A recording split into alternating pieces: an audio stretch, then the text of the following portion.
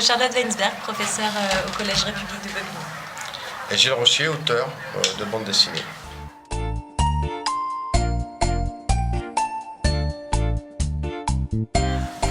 Parce que j'ai eu la chance d'être approché par le Salon du Livre de Montreuil, qui est le salon pour moi de bande dessinée de Paris, il n'y en a pas d'autre en fait. Et on s'était croisés plusieurs fois et ils m'ont proposé d'intégrer un projet à l'année, ce qui s'appelle le projet Agora, je crois, et d'aller dans une classe et faire de l'illustration de l'image. Et surtout, ce qui m'a intéressé, c'était qu'on allait aborder un sujet que je ne maîtrise pas totalement, qui était l'égalité homme-femme. C'était ça la genèse du propos, l'égalité homme-femme. J'ai un peu l'attitude du boomer, j'ai l'âge du boomer, donc c'était parfait d'être bousculé par ce sujet. Pour le coup, c'était une feuille blanche. Et donc, c'était intéressant de savoir ce qu'ils avaient à dire, eux, sur le sujet.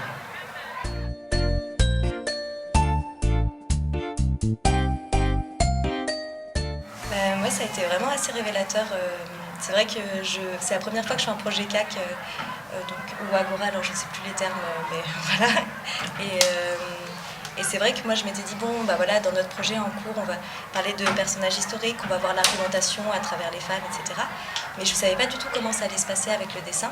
Et c'est vrai que moi ça a été une vraie révélation parce que Gilles, en faisant dessiner certains de mes élèves, leur a permis de s'exprimer beaucoup plus que moi en français. En français, on leur fait lire des textes, rédiger des longs textes et parfois certains élèves sont en réelle difficulté.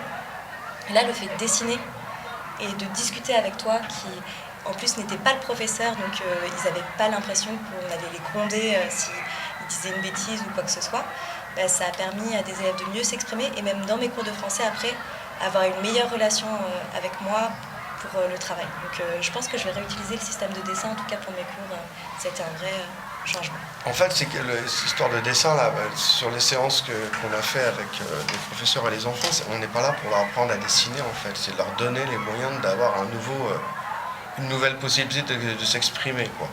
C'est savoir que tu fais un dessin et tu mets du texte autour et tu racontes une histoire, en fait. Donc on n'est pas là pour leur retoucher constamment le dessin ou les faire recommencer. C'est juste prendre le dessin qu'ils ont à ce moment-là et surtout ce qu'ils ont à dire à ce moment-là, et on met ça en scène. Ce que je leur ai expliqué depuis le début, c'est de la mise en scène. Ouais, placer les mots pour qu'ils soient lus correctement dans le bon sens, c'est tout. Faire des phrases chocs aussi. Ouais, voilà. Voilà. Après, par rapport au sujet, on est passé, pendant toute l'année, le projet est parsemé de rencontres hyper intéressantes avec d'autres auteurs ou des gens qui ont fait des femmes qui ont fait qui ont des parcours sur le féminisme hyper forts. Donc on a été sur ça, sur le patrimoine, sur l'historique et tout, mais on a été aussi sur la virulence du propos. C'est-à-dire qu'à un moment, il y a une séance, je leur ai demandé de monter d'un cran, en leur disant maintenant, j'exige, je veux que les violences s'arrêtent, d'être un peu plus virulent. C'était pour aller sur le truc en disant la violence, elle existe dans un quotidien tout le temps, mais on peut l'exprimer de 1000 façons qu'avec les coups de poing, en fait. Donc là, je leur ai fait monter le curseur en disant « je veux ». Et ça a été une sorte de déclencheur, cette séance. C'est-à-dire qu'il a fallu leur dire « crie dans tes dessins un peu, quoi. Exige quelque chose ». Et ça a été difficile à faire monter et c'était ça qui était super intéressant. Oui, et puis vraiment, je trouve que ce qui est intéressant à travers ces dessins, c'est qu'ils arrivent à exprimer des choses sur l'égalité filles-garçons. Et en fait, à travers ces dessins, je trouve qu'on a des débats. À chaque fois, on discute avec eux et puis ils disent « ouais, mais moi je pense ça ». Et c'est un peu le motif, ça nous permet, nous, de un peu décrypter ce qu'ils veulent dire. Et moi, j'ai l'impression d'être presque en train de voir non plus des élèves, mais des citoyens et d'avoir un débat un peu citoyen sur un thème qui représente notre société et qui... En plus, on n'a pas du tout les mêmes prismes qu'eux.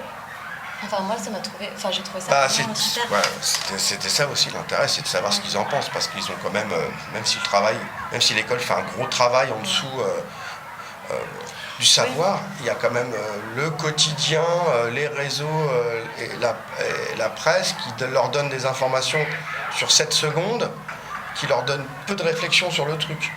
Et pour le coup, là, ça permettait de faire remonter des choses désamorcer des choses qu'ils avaient entendues. Eux, ils nous ont reposé des questions à nous, en tant qu'adultes, qu'on ne pouvait pas répondre. Donc il fallait qu'on se questionne sur pourquoi une femme a le droit pourquoi un homme n'a pas le droit de taper une femme et une femme a le droit de taper un homme. Qu'est-ce qu'on fait avec ça, quoi? Donc ça nous engage sur autre chose.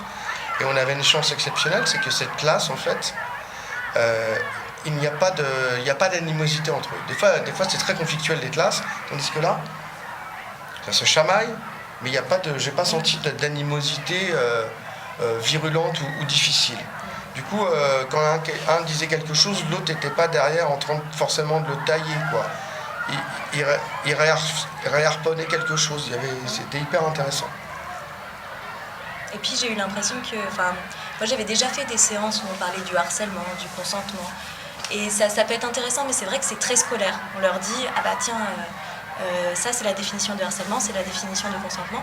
Et là j'ai eu l'impression qu'en fait, comme on les a laissés s'exprimer, et on a vraiment eu le débat à travers ce dessin, c'était plus, tiens je donne une définition pour faire plaisir à la prof, c'est je dis ce que je pense moi, et je m'approprie ce que c'est pour moi le consentement et le harcèlement.